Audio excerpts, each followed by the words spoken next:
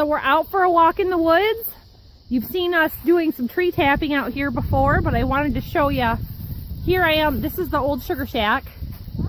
We have a few maple trees through here, and a couple of them like here, and another one over there that was close to each other, and this one are such huge sap producers. They do super good. This is the peninsula over here. It's all pretty level, and then it goes downhill. Yeah, that's how fast I can go.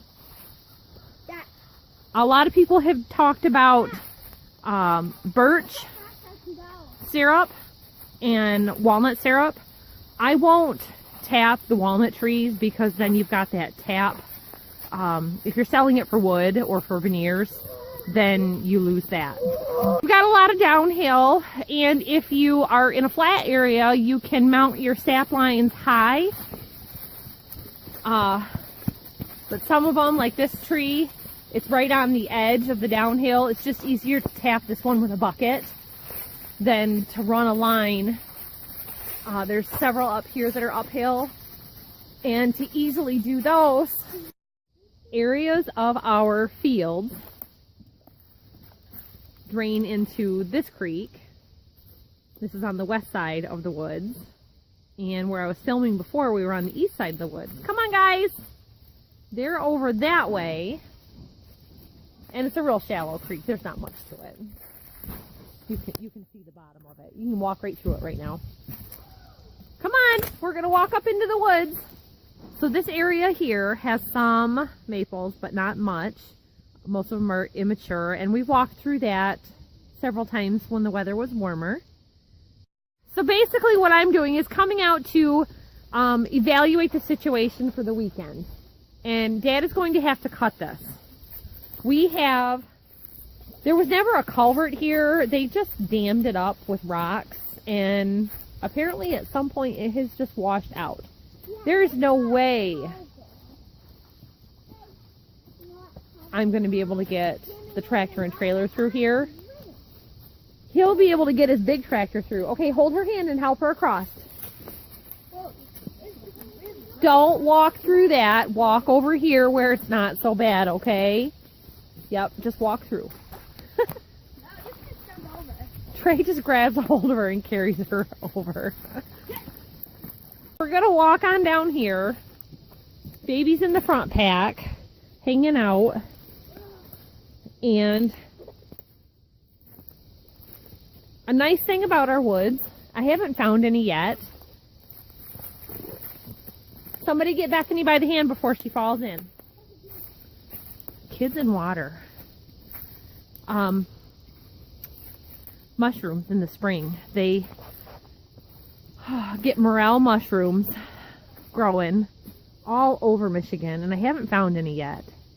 So I like to go out here walking, and with all the leaves on the ground, it's so hard to spot them, but I have actually done it up north with my mom on state land properties and found so many of them.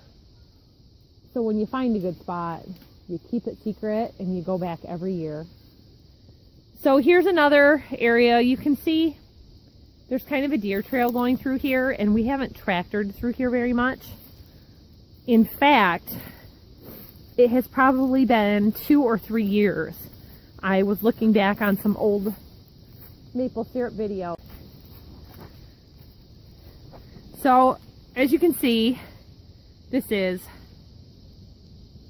on a very slight slope, and then when you get to the edge of the field, it's a really steep slope. So let's walk over there and see what's going on. But this lane, it just needs to be chainsawed up a little bit. I'm low on firewood, so all of this stuff can be cut up. There's plenty of it. And then I'll have a supply for this year. I don't exactly burn efficient. Last year, for part of the night, when I was cooking overnight, my husband put cinder blocks in front of my arch because I just do an open arch. I am going through his supplies of scrap to find a sheet of metal to put over it. And I actually just found, I think, a good size piece of corrugated steel that I can use. So I'm going to be bringing that up this weekend also. So here we are where there used to be a drain tile that washed away. I actually got the bus stuck here once a couple of years ago. It's probably been 4 years now. But it gets real wet here through the woods, and the tractor will do fine up to this point.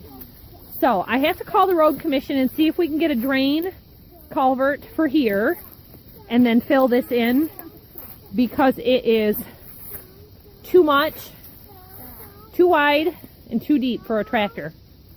Let's keep going. And this just drains off into the river. So the nice thing about our farm is that we have a creek, we have the woods, and we have the river. So you can see here, I may have shown this in other videos, we've got lots and lots of down trees through this area where there has been water runoff, and we dug through here quite a bit to drain this last year, and the water's actually moving right now. It's doing real good. So it's still draining all of this snow melting, even though that it's in the off season. So I'm real happy about that. This is my sloped part that kicked my butt so bad last year, and I found areas that I have tapped trees last year. So if we fix that, we can keep going. And then right in here it gets pretty wet, so it would be wise to run a drain tile in the future and stop right in here. So the reason for the walk is I wanted to find out how far can I go with hose with leaving the trash pump on the trailer. So I'm just kind of figuring in. Our house is 30 foot wide, so I have a good concept of that. But the road keeps going further on. This area is just too much, and you can see we actually we dug this trench here,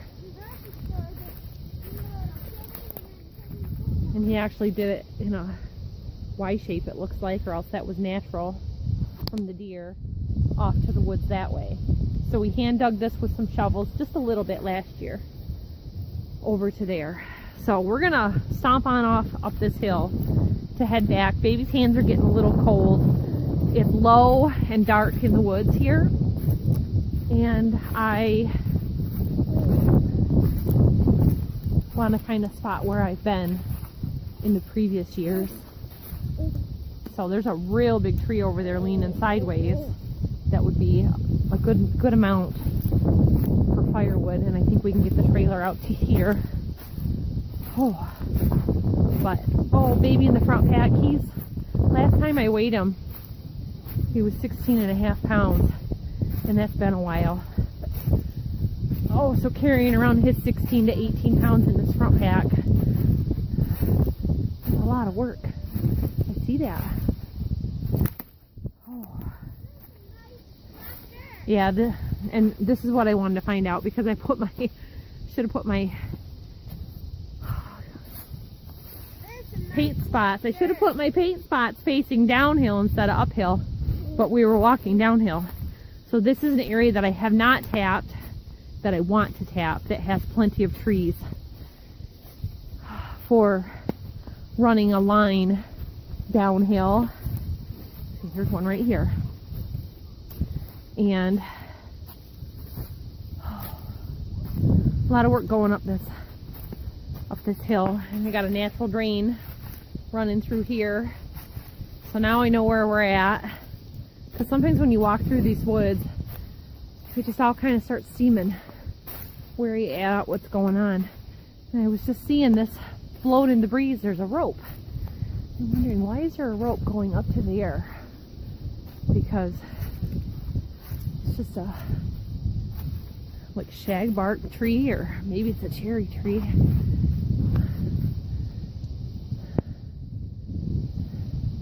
It's just an odd thing.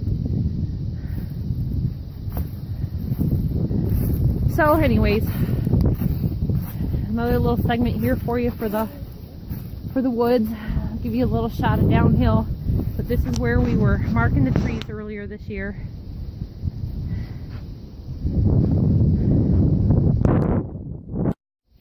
So here's one of the things that I'm working on also about the maple syrup. He unloaded this here and I knew it was a mistake. It settled into the ground. So today and tomorrow it's soft. I'm going to bring the farm jack out here and raise it up. I'm going to call my neighbor down the road and have him carry it up to the house for me if we can't just roll it. But when I bought them, they took all the rubber gaskets off the top. And so this one has a fill valve, but I actually found Menards has got a type of cap I can put on these, I think. So I'm gonna go to Menards tonight or tomorrow. I need 4 for this tank, and I have to go count how many I need on the other tank. So I remembered on our walk back to check for that. So this is gonna be my sap storage up at the house.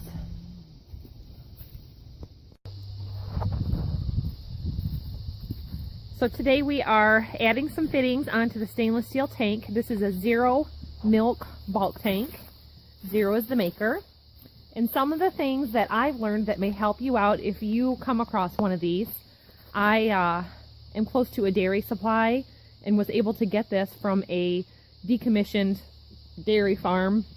A lot of times the electronic units on them fail and then they can't get parts, so they essentially strip them down to just the tank. I didn't know it when I bought it. There are caps on top and they're kind of expensive to get and really not readily available. So I picked up some Fernco fittings for those, and they're about 3 inches around on top.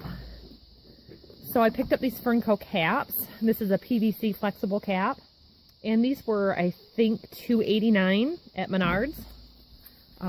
They also go by the name Plum Quick.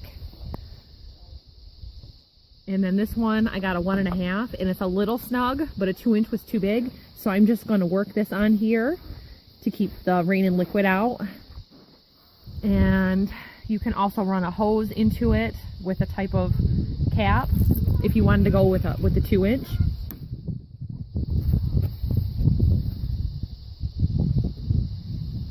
So this is the 3-inch. So I'm going to put the 3-inch cap right on here. It's a little loose, but I'm going to tighten that down and see if it'll hold it. The main thing is just that it's keeping the rain out. If I have to put a rock on here to hold it down, that's fine with me. But it's not too loose. It's just that the silver band doesn't go as low down as this. But the one guy I was able to get them from is the guy I bought the tank from, and he actually never told me a price. And I found him on Hamby Dairy Supply last year, and they were $25. And that little 1.5 one was about $8. Shipping and everything else, because I needed another one here, and I've got a secondary tank that I showed you, the smaller one. But the main thing is right here, this is called a sanitary fitting. So know that. This collar is removable if you want to take the valve off, but this is a really great valve. You can see I've got some rainwater in here, and I am uphill on this end. So we're making a skid for this so that it can be pulled around the yard wherever we want, and the tank is just sitting on the skid. We've got it on 2x6s right now, and I believe they're 12 feet long.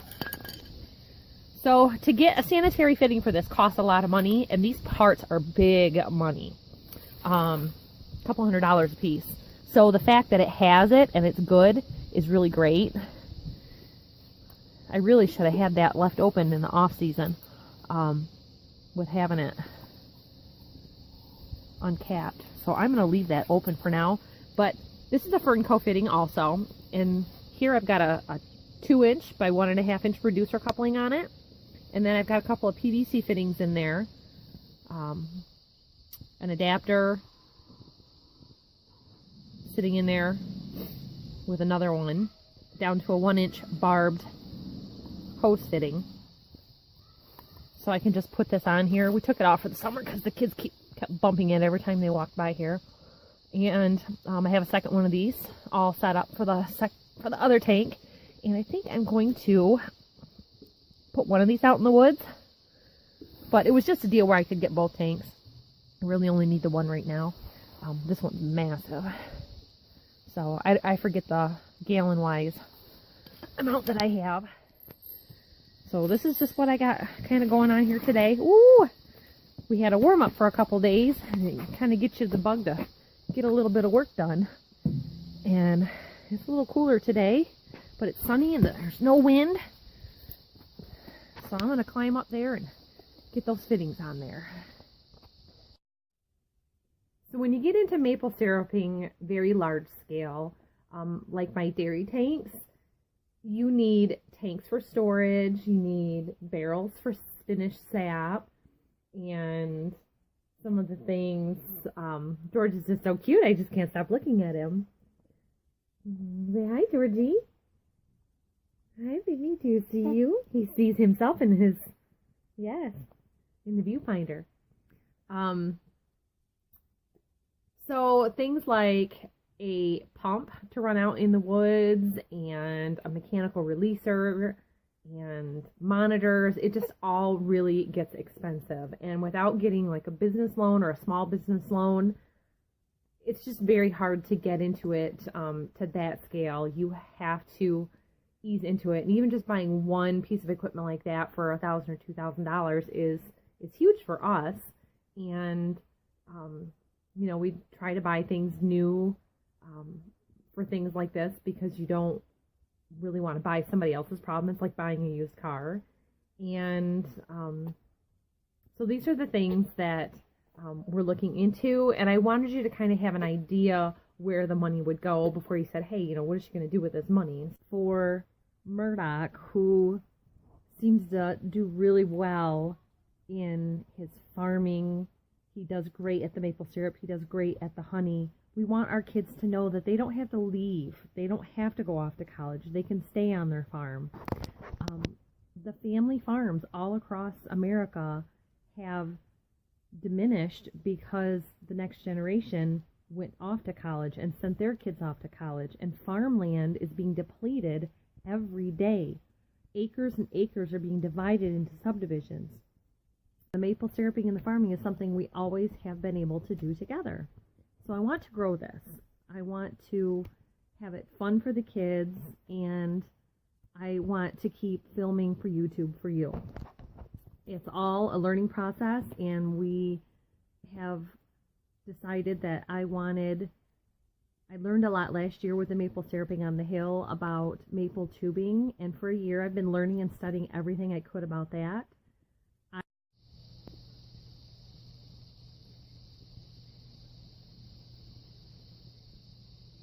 Without depleting all of our resources, I can't do it all this year, and with your help, I can move forward faster. I can build my maple syrup evaporators. I want to build a shed for my small evaporator. Right now, as you know, I've just been boiling out in an open pan, and when you're getting hundreds of gallons and it's taking a day or 2 days to boil that down, these evaporators are, you know, 33 gallons an hour, and that big 4 by 12 pans that I showed you would really speed that process so that I can boil my sap on that and move it to the smaller evaporator for finishing. He wants to have this farm for his whole life. So if you're helping us with this GoFundMe, you're going to be helping him. You're going to be helping little George and Bethany and Murdoch, Trey and Jack, even Juliet and the grandkids, so that we all can stay here and grow our farm. So thank you, everybody.